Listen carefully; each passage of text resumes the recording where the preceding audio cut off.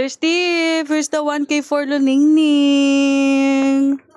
Thank you, Sir Steve. Thank you so much. Sir Steve, here's the 2,000 for Ate Rona. She won the game. She is the first lucky one. Thank you, Sir Steve, for the game. So happy. Thank you, Neng. Sir Steve, here's the 2,000 for Ate Judith. She won the game. She is also lucky last night. Thank you. Thank you, Sir Maraming Steve. salamat.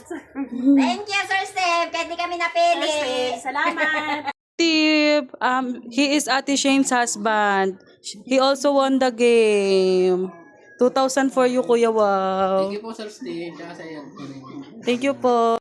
Sir Steve, here's the 1K that you gave to my mom. Thank you, Sir Steve. And here's the 2K that my father prize because he won the game, but my father is not here. He is working, so my mom will get it. Thank you, Sir Steve. Thank you very much. God bless you. Sir Steve, here's the 2K for my brother. He won the game. Thank you, Sir Steve, for the blessing. May pambili na kami ng bigas at grocery. Thank you po. Salamat po. Ingat po kayo palagi. God bless po. Thank you. Sir Steve, here's the 3,000 for Ate Shane for the payment for rice.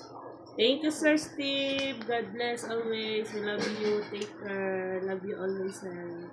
Sir Steve, here's the 2K for Karen. She won the game. Sir Steve, thank you so much for the blessing. Love you always. God bless. Hi, Sir Steve. I already distributed the blessings that you gave to everyone. Thank you so much, Sir Steve, for the game. Thank you for trusting me, and thank you for letting me the host of the game. Thank you so much, Sir Steve, for always believing on us. We always appreciate you, your time, your help to us. Thank you, Sir Steve, for always sharing your blessings to everyone. And also, Sir Steve, I appreciate your help to me. Thank you so much because even though I am not win on the wheel, I look like a winner. Thank you so much, Sir Steve. Thank you always for being there. Thank you for always sharing your blessings to everyone.